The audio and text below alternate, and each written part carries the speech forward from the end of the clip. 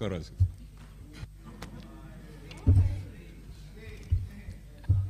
Terima kasih pimpinan. Bismillahirrahmanirrahim. Assalamualaikum warahmatullahi wabarakatuh. Pak Menteri, Pak Wakil Menteri, jajaran yang saya hormati, pimpinan komisi dan seluruh anggota Komisi 6 yang saya hormati. Terima kasih atas kehadiran dan updating presentasinya, Pak. Saya tidak akan teriak-teriak di sini seperti ibu-ibu teriak-teriak dan marah-marah terhadap saya ketika kita mengunjungi dapil kita masing-masing, seperti yang disampaikan saudaraku Mufti Anam, bahwa inilah realitas, inilah jeritan masyarakat kita yang mesti kita dengar sebagai wakil rakyat. Kita di sini duduk sebagai anggota DPR untuk menyampaikan apa adanya, agar Pak Menteri begitu jajarannya juga dapat menyelesaikan sebaik-baiknya lintas kementerian dan juga kebijakan lanjutan lainnya. Mereka sedih, Pak. Masyarakat kita ini tentu sedih dan ingin bercerita lebih panjang kepada kita semuanya. Listrik naik, PPN naik, tarif cukai naik, LPG naik, BBM non subsidi pun juga naik. Katanya ini semuanya karena perang antara Ukraina dan Rusia. Yang mereka tahu begitu. Tetapi mereka tidak ingin tahu tentang itu semuanya. Yang mereka inginkan adalah bagaimana mereka setiap hari mampu untuk melanjutkan kehidupannya menjadi manusia yang lebih bisa bertahan hidup. Dan jika BBM kita naik, konon juga 8 barang lain pun ikut naik. Telur ayam, daging sapi, beras, gula pasir, dan minyak goreng yang kita bahas hari ini lebih rinci. Tadi Pak Menteri mengatakan ada beberapa yang sudah mengalami deflasi, tapi kenyataan di lapangan tetap ada beberapa harga yang masih tinggi. Dan itu tidak kita bohong-bohongi. Justru kita ingin membuka kepada masyarakat agar negara hadir dapat menyelesaikan secepat-cepatnya dan terus dapat dirasakan oleh masyarakat luas. Mereka mengatakan, Pak, dengan seperti ini kami kantongnya semakin menipis. Jangan pun menipis, Pak. Mereka pun membeli saja sulit, seperti yang disampaikan saudara kita. Dan itu tidak hanya 1 titik, 2 titik, dan seterusnya. Artinya kenyataan ini menjadi harapan dan aspirasi yang mesti kita jawab bersama. Apalagi dalam waktu dekat kita mengetahui bulan Ramadan tiba. Bapak sudah bisa menskenariokan dan merumuskan bagaimana caranya kita mengantisipasi kejadian-kejadian yang akan terjadi di masa depan. Tentu tidak situasional, kita berbicara tahunan, kita bicara jangka panjang, agar tidak hanya disalahkan menterinya saja, kepala daerahnya saja, anggota DPR-nya saja, tapi kita semuanya akan terlibat di situ. Katanya penyebabnya harga-harga ini meningkat juga salah satunya karena pemerintah tidak siap. Benarkah begitu? Itulah yang mesti kita jawab bersama-sama. Apakah juga karena faktor alam, karena terjadinya pancaroba dan seterusnya, karena komoditas kita juga terganggu? Apakah karena itu juga? Atau karena ada rantai distribusi yang tidak baik, supply chain-nya, produksinya tidak masalah, penjualannya tidak masalah, tetapi ternyata distribusinya ada terjadi kesalahan. Mengapa Pak Presiden juga saya dengar, saya baca beritanya, menginstruksikan kepada Kapolri agar untuk melihat kejadian-kejadian seperti itu. Apakah juga karena adanya spekulan, mafia-mafia yang konon mencuri ilmu dan informasi yang akhirnya diperdagangkan untuk mendapatkan keuntungan sebesar-besarnya?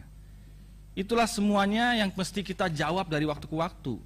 Kita tidak juga mengindahkan ya, apakah ini adalah pasar, mekanisme pasar itu tidak berjalan. Tentu ada penerimaan, permintaan. Nah, saya berharap agar pemerintah, menteri, Satgas, dan kita semuanya sebagai wakil rakyat dapat terus mengawal semua itu menjadi lebih baik ke depannya.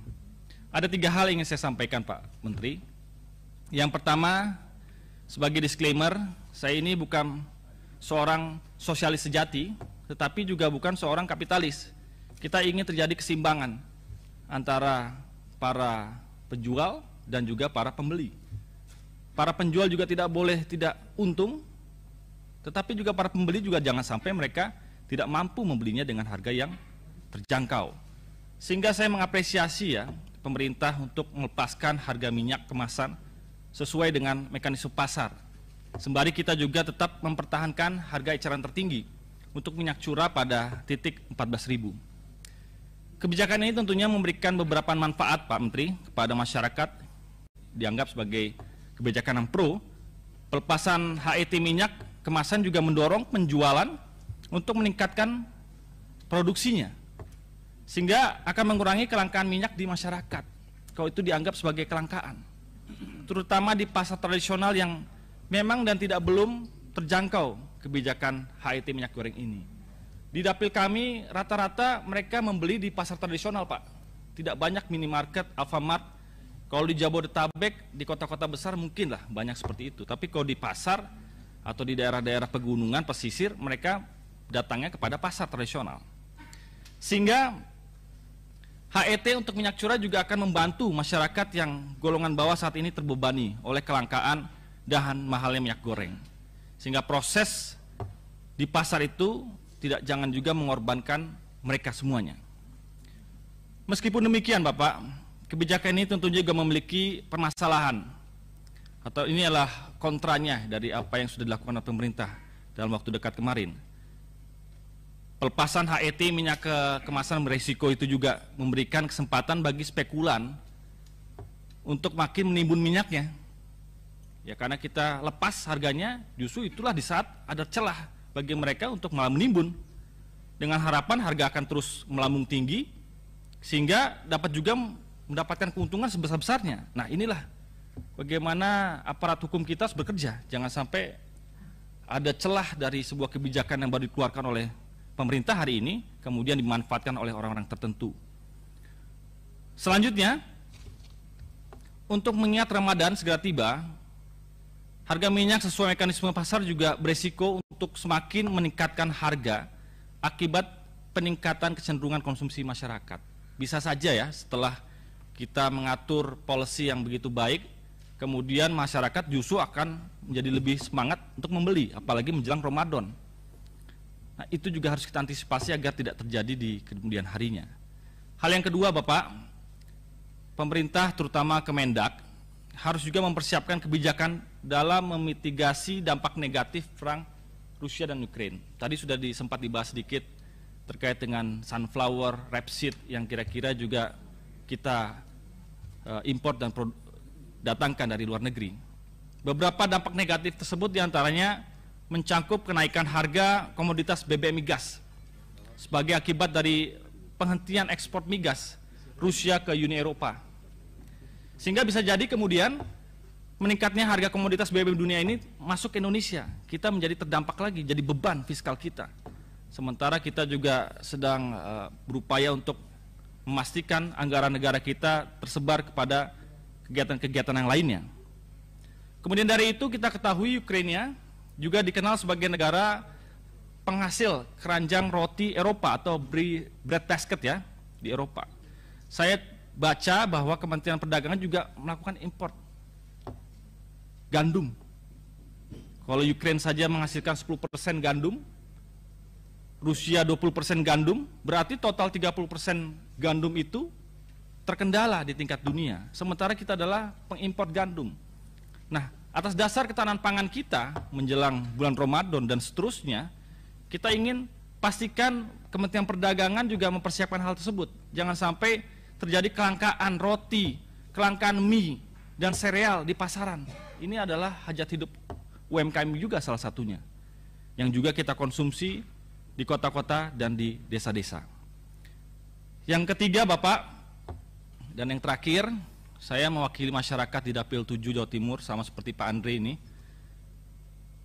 Kita ingin Pak Menteri dengarkan keluhan dan aspirasi mereka. Mereka ingin dijawab apa yang mereka rasakan hingga hari ini dan tidak terlalu banyak berlarut, supaya tidak terjadi kegaduhan. Jadi kata-kata kegaduhan itu sebetulnya penting untuk kita lakukan bersama. Jangan sampai, saya tidak ingin mendorong Pak Menteri lebih lanjut, justru saya ingin mengingatkan, jangan sampai api dalam sekam ini kemudian berlanjut menjadi lebih keras. Jadi kalau ada statement yang mengatakan rakyat juga berbondong-bondong melakukan pembelian minyak berdus-dus. Menurut saya tidak masuk akal. Boro-boro Pak beli sebanyak itu. Uang barangnya saja langka, harganya mahal, mungkin reseller kali ya yang membeli dalam bentuk besar. Daya beli mereka pun masih terganggu, apalagi mereka membeli dalam jumlah yang sangat besar. Saya harus jujur Pak Menteri, mereka juga dalam kunjungan kami mengapresiasi kegiatan Kementerian Perdagangan yang selama ini juga melakukan revitalisasi pasar tipe D, tipe C. Itu sangat berarti untuk mereka, tapi tolong dalam konteks perdagangan komoditas di tingkat rakyatnya, Pak Menteri juga harus mengantisipasinya dan menjalankan dengan sebaik-baiknya. Kebutuhan mereka harus dipenuhi terlebih dahulu Pak, tersedia barangnya harus ada, dan dengan tentunya harga yang terjangkau. Sekian dari kami, wassalamualaikum warahmatullahi wabarakatuh. Waalaikumsalam.